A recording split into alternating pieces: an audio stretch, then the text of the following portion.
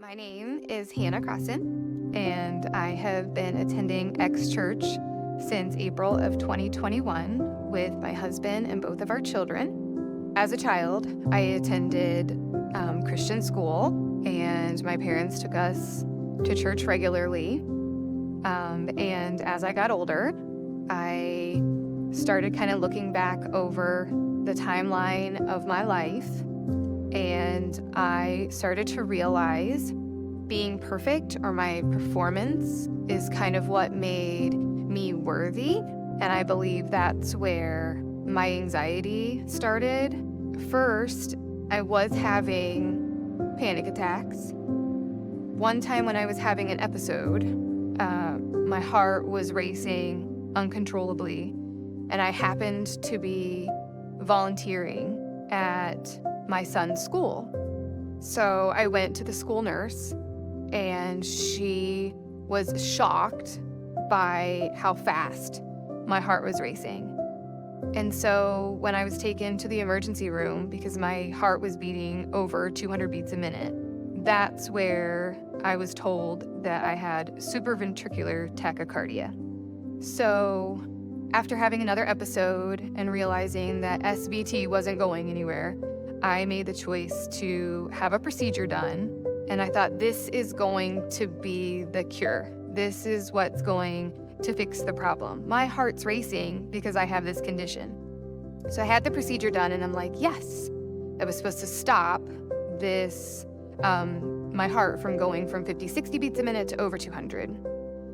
And then when I was back into my normal life and things were getting thrown at me again, I started realizing, wait a minute, I still don't feel worthy. I still don't feel complete.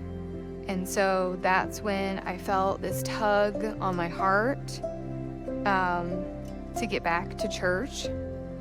And my brother and his wife have attended X Church regularly. So we attended, and I just slowly started feeling this overwhelming peace inside of me.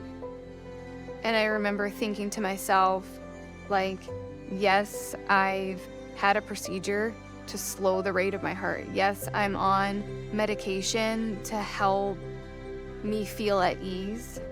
But it wasn't until I was coming to church that I was reminded that He is the great physician.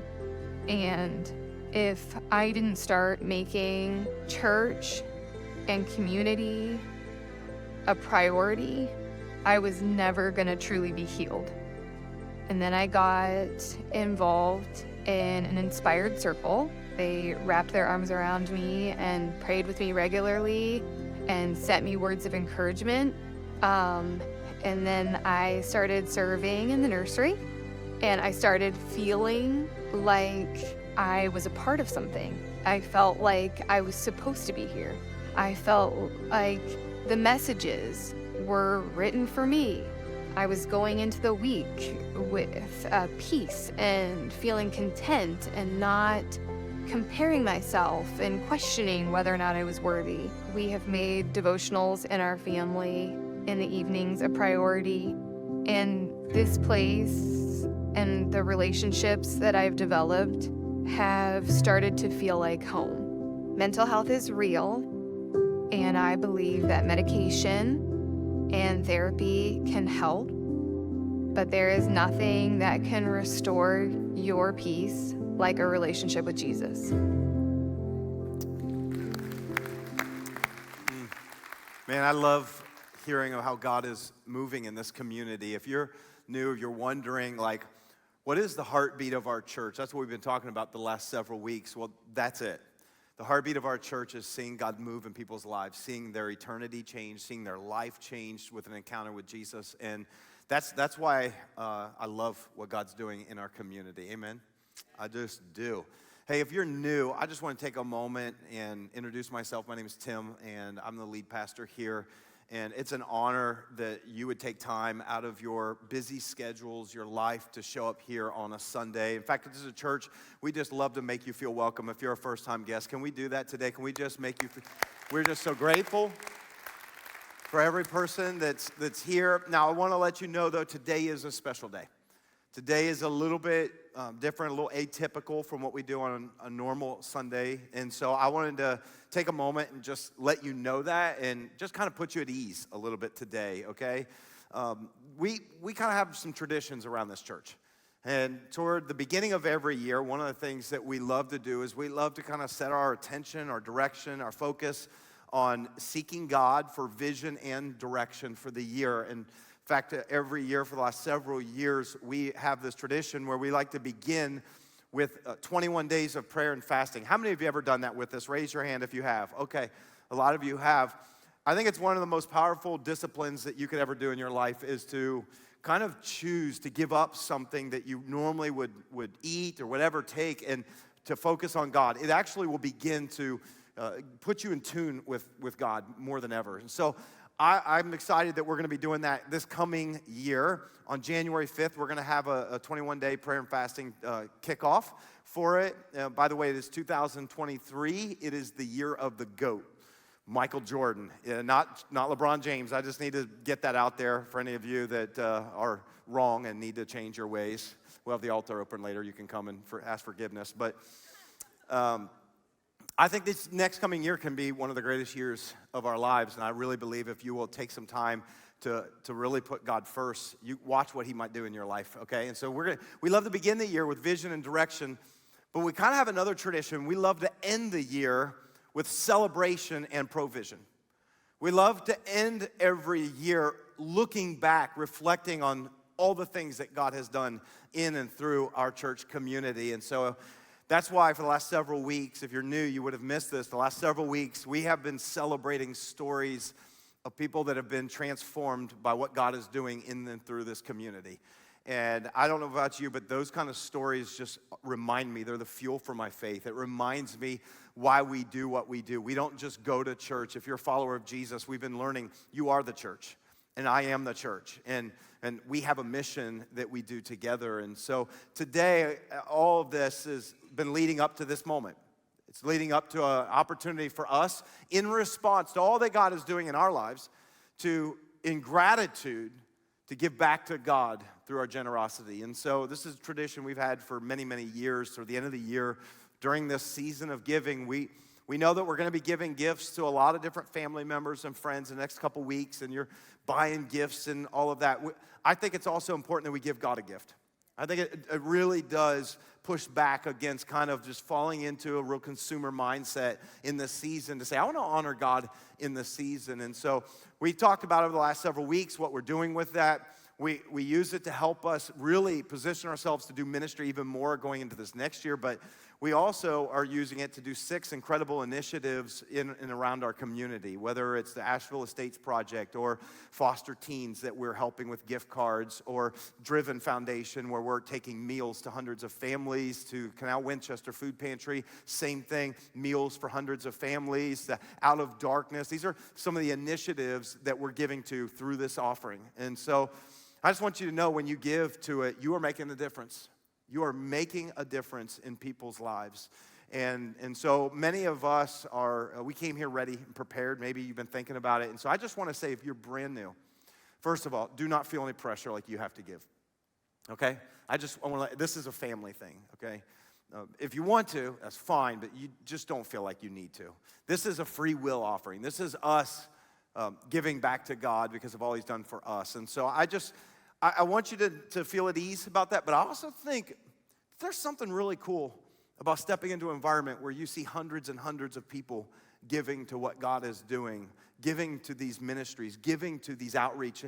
There's something that will kind of spark something in you, in your faith. There's something about not just hearing people talk about their faith, but seeing it in action that really will impact your life. And so it's going to be an incredible day today. For those of you like me that have been preparing for this moment, I want to just admit something. I don't know if you feel this tension, but I feel this tension in moments like this, that I struggle to know what to do on days like today. Like when it comes to giving to God a tithe, the first of my increase and giving back to God, I gotta be honest, it's not, I've been doing it so long, it's not a struggle for me. It's like I would I just would never not do it. But when you have moments where it's like, hey, if God speaks to you, give something. I just want to admit something. I struggle with that because I'm like, all right, praying. I'm asking God, what would he want us to do? And I'm like, I don't know. And I wish there was like some kind of magical voice that would, out loud would tell me. I wish there was a hand that would write it on the wall for me. That doesn't happen. I don't know, should I give this much, God, or this? That would be a lot. I don't know if I should, but this much. I don't know. And I asked my wife and she's just like, I don't know. What do you want to do? I'm like, I don't know. I wanted you to tell me, I don't know if you feel like this, but I struggle when there's this idea of, give as God leads you. And I get that. I think there's a tension inside of all of us for it. But here's this is my heart for this moment. I want to give in a way that matches all of the ways God has blessed me, especially this year. Like when I was processing this, I was like, okay, I'll just give, here's, a certain amount of money. But then I started thinking, wait. I want to give in a way that reflects the ways that God has blessed me and my family this year, and a way that also reflects my faith. That I don't want to just do it, I'm just going to throw up a number and, this won't be too much and this won't hurt us too badly and we can get it Christmas. I didn't want to do that. And so I was wrestling with it, and here's what I know to be true for all of us. It's different. We're all in different places. We all have something different to contribute to God's kingdom. And I've noticed this, it's different for each of us. And that's okay. It's just the way God will speak to each and every one of us, and the place in life and the season and the opportunities he's given all of us, they're different. And I want to share just a short message with you before we're going to continue to worship and prepare. But I want to show you something that Jesus speaks to when it's different for all of us. It's found in Matthew 25. And so I want to show you this story. It's a pretty familiar story if you've been around church. But in Matthew 25, Jesus speaks to the differences in all of us. And here's the thing, though we may not all have the same means in a moment like this, we do all have the same opportunity. And I wanted to show you this little story. It's a parable that Jesus told, Matthew 25, starting in verse 14.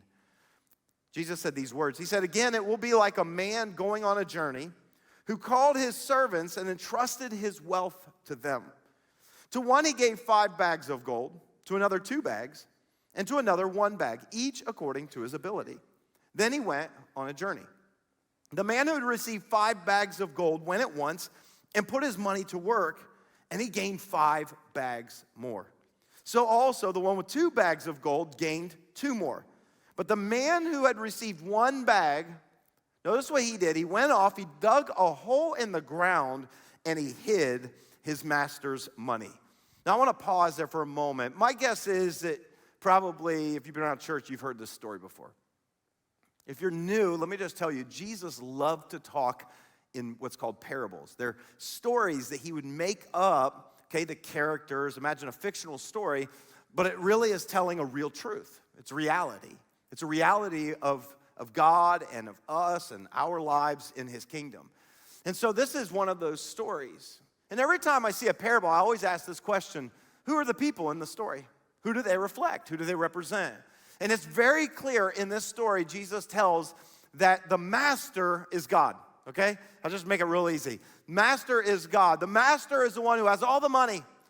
And the master takes, and he's going away on a journey, and so he divvies up his money to 3 different servants that he's going to leave it to, right? One gets 5, and one gets 2, and one gets 1. And he's leaving, and he's entrusting it to them. And so here's what I understand right off the bat. The master, God. The servants, that's us, right? Now, here's the truth that I hope all of us will get even out of this story. And that is this. We forget this sometimes. I do. I forget sometimes that all that I have actually really belongs to God. It's on loan from God. Do you know that? Everything that you and I have is on loan from God. Now, I know some of you in your mind, you're going to fight back on that. You're like, well, no, you don't understand. Like, I put myself through school and I paid for it. And I work these jobs and I work all these extra hours and we've been saving money. Everybody's spending, we've saved, and we bought this house and we fixed it up and we did all this and it's worth this much money. I know. We have a tendency to think it's all ours. But what we don't realize is that it's not really, really yours unless you can keep it. You're like, well, no, it's mine. It's got my name. My name's on the deed. I understand. But there's a phrase in the Bible that I think is so true of life when you get a little bit of a bigger perspective, right? And that is, it says that naked you came into this world, and naked you're leaving this world. I know they might put some nice outfit on you when they stick you in the casket and put you in the ground, but that doesn't matter. It won't go. Naked you came into the world, guess what? Naked you leave the world. You know what that means? When you showed up, you had nothing to your name. You were solely dependent on your parents. You're solely dependent on others for your existence. And when we leave this world, guess what? You don't get to take it all with you. So here's what this means. You might have it in your possession for 70, 80 years, but you got to leave it to someone else. You say, well, I gave it to them. That's great. They don't get to keep it. They're going to eventually die. It stays here. What does it mean? It's God created all this, and it's His. And I think sometimes I forget that all that I have, because I work so hard, is actually on loan from God. It's what He, the Master, entrusts into our care. You and I are stewards. We're the servants. And He gives different amounts to different people. Sometimes I read that and I get kind of upset. Sometimes I think, man, God, you should be more fair. Like, why would you give one 5 and the other 1? It just seems like, okay, this doesn't seem, and I always, let's be honest, and I always feel like the guy who has 1. You ever feel like that in the story? You're like, man, there's other people. They got a whole lot more than I do. I'm the guy with 1. I think sometimes we actually forget how much the 1 bag of gold was worth. Now, if you maybe grew up in church or you heard this story told, there's a word that is used in some translations, and it's the word talent. You ever heard that? That one got 5 talents, and one got 2 talents, and one got 1 talent. I actually appreciate that, like, the NIV changes that, because when most of us hear the word talent, we think about, oh, she can tap dance really well. She's got a talent. He can sing. Man, I wish I could sing like he can sing. He's really good at business. She's really gifted at that. But that's not what the story was told. That's not really how it goes. The word talent really comes from a monetary term. Okay? It means worth or value. And so we have adapted that to be like, well, I have gifts and skills that's worth money, and I can make money. That's great. But in their day when Jesus told this story, can I just tell you, this was a shocking amount of money that the master left the servants. 1 talent, by the way, was worth about 75 pounds of gold. How many of you would like it if somebody would just give you 1 bag? Hello, I'll be okay with 1 bag. 1 bag, 75 pounds of gold. Now, that would be a lot of money anytime.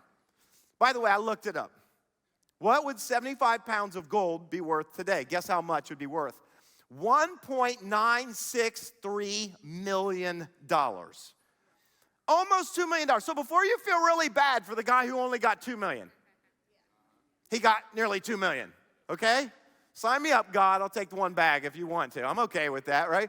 And so here's what we need to understand. This is a shocking amount. The master is very generous, and he gives one guy 5 bags of gold worth almost 10 million, right? He gives one guy 2 bags of gold worth almost, I was just curious if anybody could do the math. It's not that hard, okay? 4 million. And one guy gets almost $2 million. And we see what they all do with it. Now you'd think, man, if I had 5 bags of gold worth $10 million, I could turn a big profit on that. But we see that they all responded differently to what the master entrusted into their care. And the guys with 5 and 2 put it to work and doubled it. The guy with 1 buried it.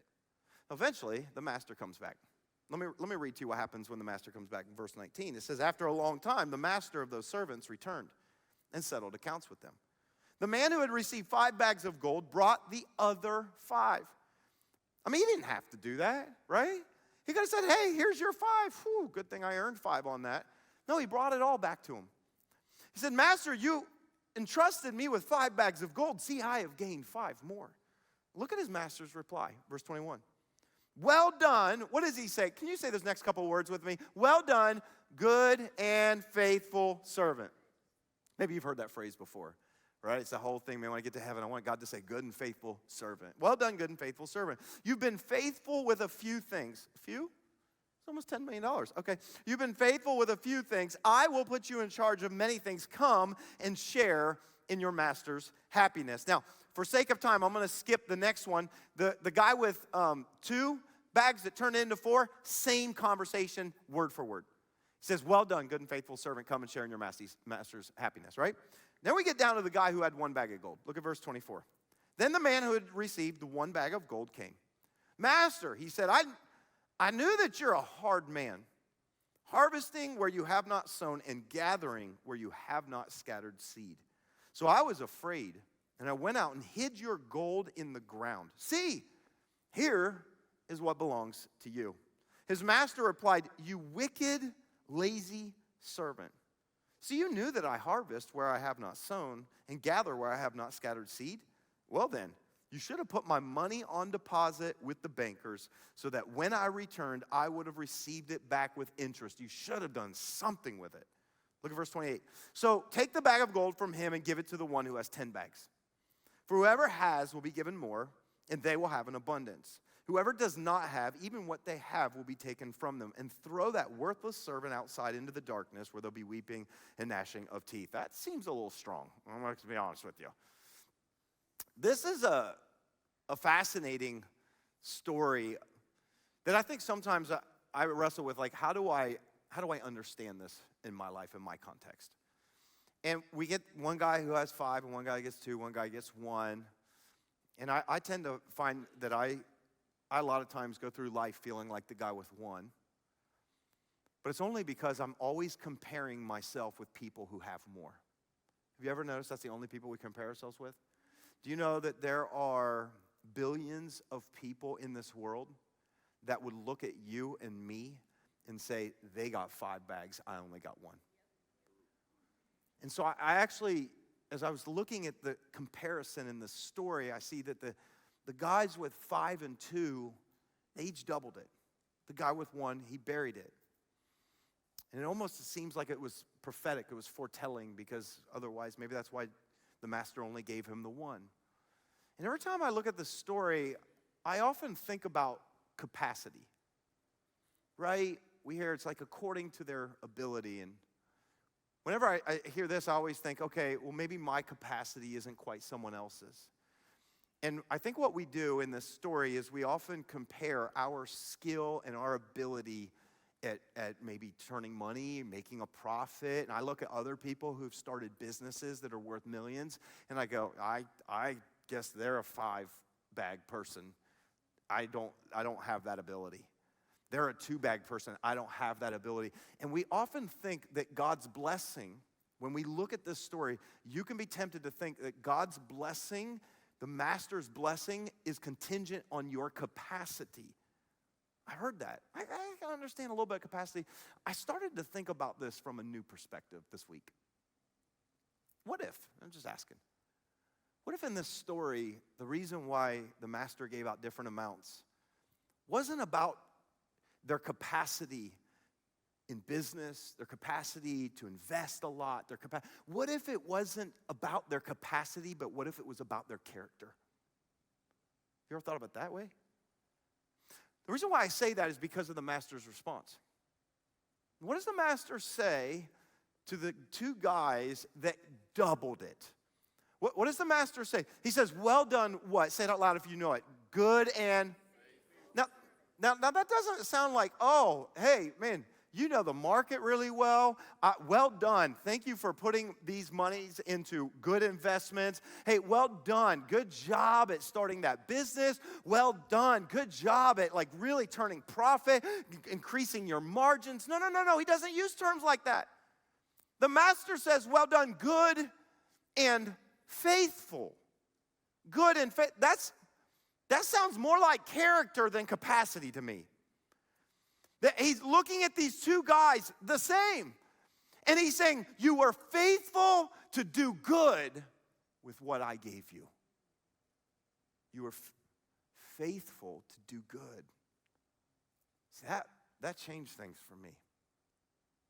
What if he wasn't just looking at their business acumen, but he was saying, you've got character, real integrity.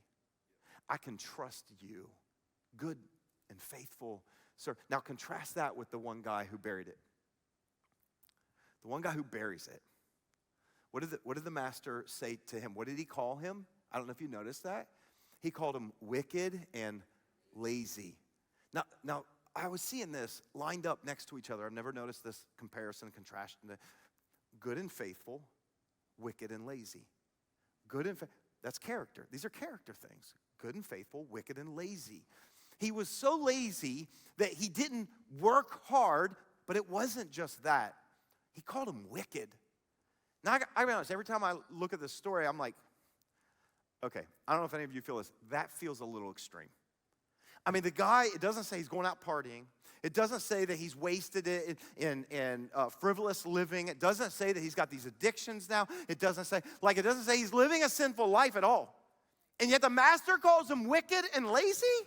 That just seems, I gotta be honest, I always felt like this seems a little bit harsh, doesn't it? What if, though, could I just maybe give you a different way of viewing this? Because I feel like God was showing me new stuff in this story I've never seen before.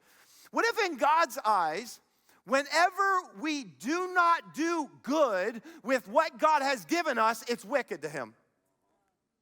What if every time God says, I entrusted this to you, I gave you resource, I gave you opportunity, I gave you the ability, I gave you the mental capacity, I gave you that ability, and you did not do good with it? What if that's also considered wicked to God? I was like, whoa, that's deep. See, I want to be the kind of person that God could look at my character and say, I could trust him with more. I bet you do too. God, if you're blessing, we're like, okay, I'd love for you to. And see, the problem is that some of us in our journey have not matured enough to understand this and to step out in faith and trust God. And it is a maturity thing. I heard a pastor say this recently, and I've never thought of it in this way, but I thought it was a beautiful picture. The spiritually immature person is always asking and questioning if they can trust God. If you want to know kind of where you are in your spiritual, listen, you could have been around church for 35 years. I don't care. That doesn't mean, you could be a toddler spiritually for 35 years. And if you want to know what a spiritual toddler looks like, is everything they're asking, can I trust God?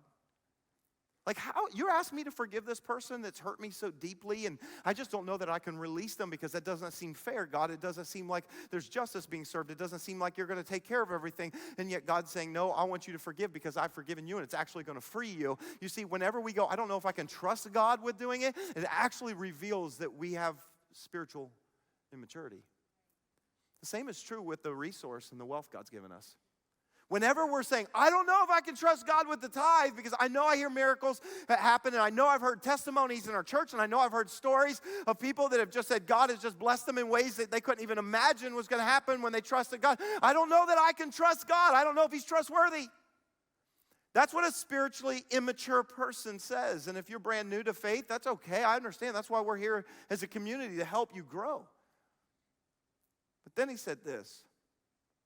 Here's how you can know when someone's now mature. They flip it around and they ask, can God trust me?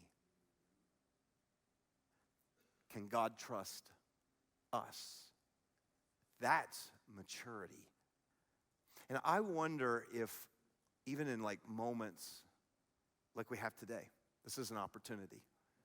It's an opportunity for us who are part of this church home to say, I want to give to God and into his kingdom, what he's doing in our community. Maybe for the first time, maybe you don't give. Maybe this idea of giving has just never been a part of your life and your journey. And the spiritually maturing person says, can God trust me with that resource? Like the master who gave the bags of gold. And can God trust you with the resource that he's put into your hands? Can God trust you with the gifts and the talents that he's given you to serve others? Can God trust you in these kind of moments? Can God trust me? See, I think as I look at this story over and over more and more, I'm starting to think it's not capacity that determines God's blessing. I wonder if it's our character. I wonder if it's our trustworthiness. I wonder if God uses moments like this to test us and say, I'd love to bless you even more. I just want to know, can I trust you with what I've already given you? I see that, by the way, over and over in Scripture. Jesus said, he said, whoever can be trusted with little will be given more. And he also said, whoever is not trustworthy with worldly riches, there ain't no way I'm going to trust them with greater riches than that, heavenly riches. And so I'm starting to realize that maybe it's about character.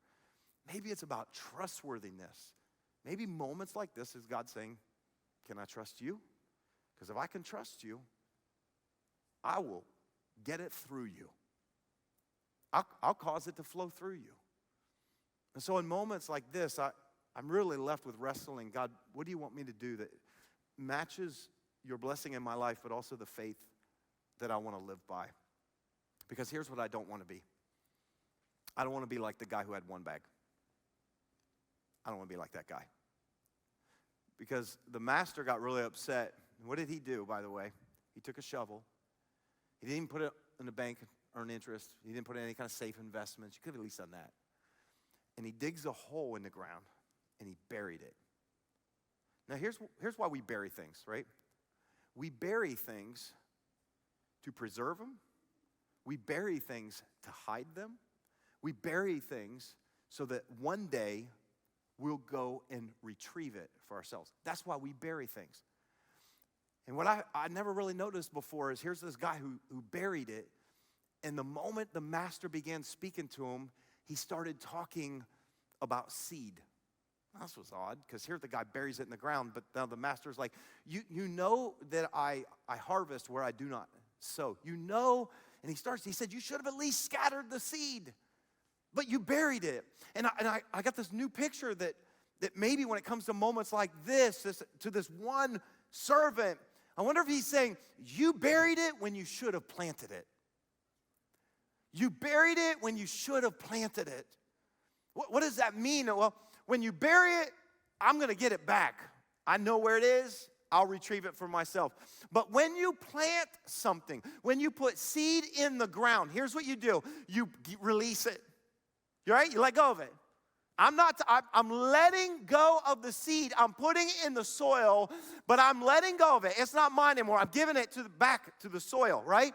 But I'm doing it with an expectation that something is going to grow. When God gets involved in the process, something is going to grow out of it, and it's going to produce a harvest that is greater than the seed that I put in the ground. Could it be that when we come and give God an offering, it's like God saying, now you're planting it. You could sit on it and bury it, or you could plant it. And every time we plant in fertile soil of God's kingdom, guess what we get to harvest? Change lives.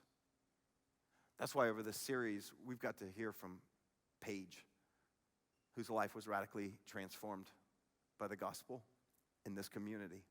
We got to hear from Julie, whose life was changed. We got to hear Hannah's story today, who was impacted and changed. I mean, these are just some of the stories we got to hear about what God's doing through the prison ministry of people who are investing and sowing seeds. I mean, we have got to hear all of these stories of what God is doing. We got to hear about Corey's story and Sergio and what God is doing in their life. And the reason why I say that is because I want you to know the reason why I and my family, why we will plant here, is because God's working here.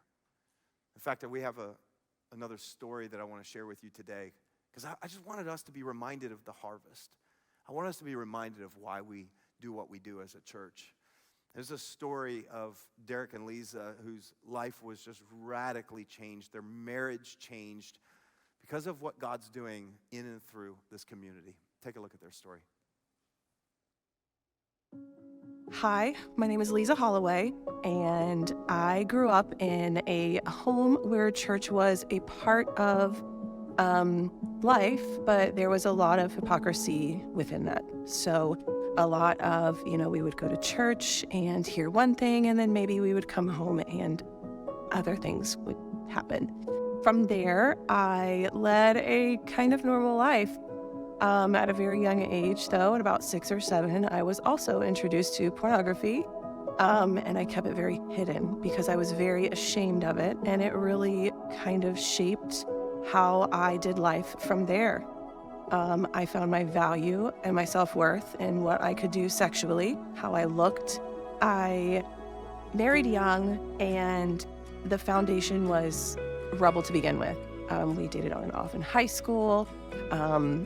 We got married, and there was signs of each other being unfaithful, and just it was a reality show. And there were days where I felt the weight of the world, to the point where there were suicidal ideations. There were times where I was like, this is it, I'm done, I can't do this. And so my mom came to North Carolina, and she picked me up. So I'm back in Ohio. I'm starting fresh after a divorce, hoping for a new foundation. And I met Derek. Hi, my name's Derek Holloway, and my life used to look a lot different than it does now. When I was young, I was touched inappropriately by an older kid. I didn't understand the severity. I always carried the memory with me, but it was very hazy. I'm like, did this really happen to me? From there, I was raised in a home that Jesus wasn't part of the house. We didn't go to church. My mom, she bought a bar, probably, I don't remember how old I was, maybe a teenager. And then that led to me being curious about drinking, gambling, drugs.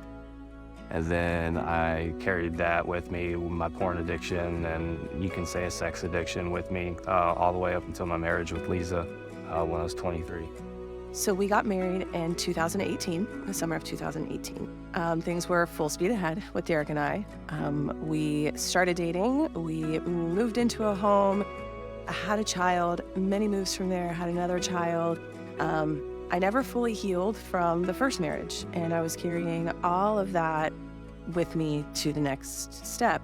And from there, after being together, having 2 children together, we decided, let's get married. After we got married, I continued to struggle with my addictions. So I continued to seek outside of the marriage when we were together, and I continued to gamble. Ended up losing a significant amount of money. I thought I had told her how much we had invested, and apparently I didn't, and I told her, and it led to an argument. From that point, I knew we had to come to church, find a community.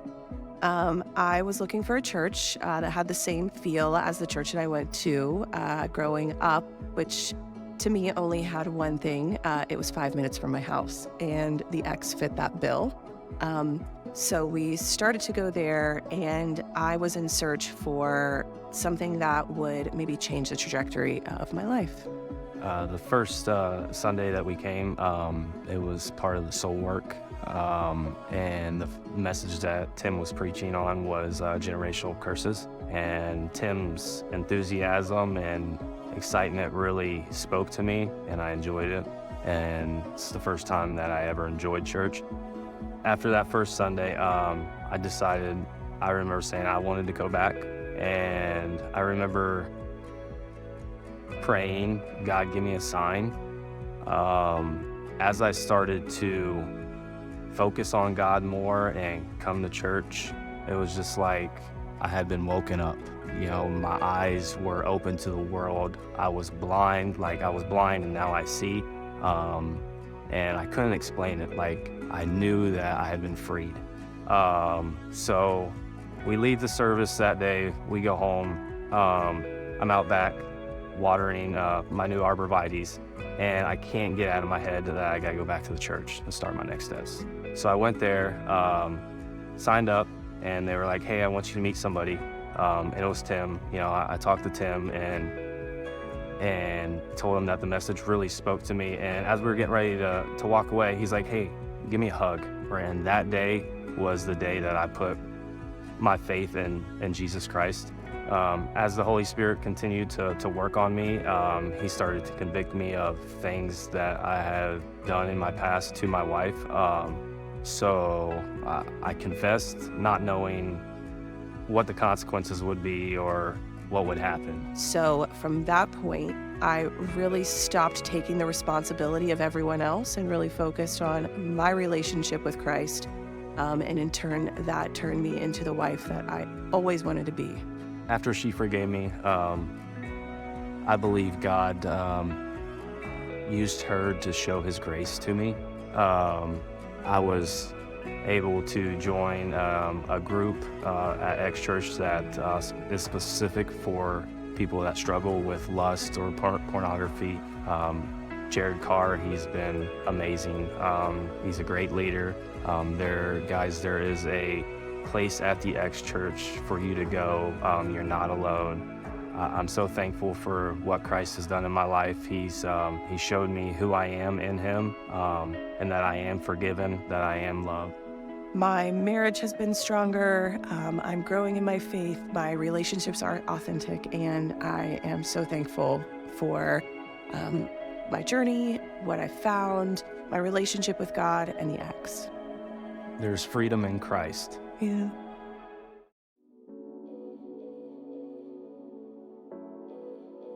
Thanks so much for tuning into this message. I hope that it encouraged you and inspired your faith. If God is doing something in your life, would you take a moment and let us know? We want to connect with you, and we want to be able to pray for you. All you have to do is shoot us an email to hello@thex.church, or you can always send us a DM on one of our social media platforms.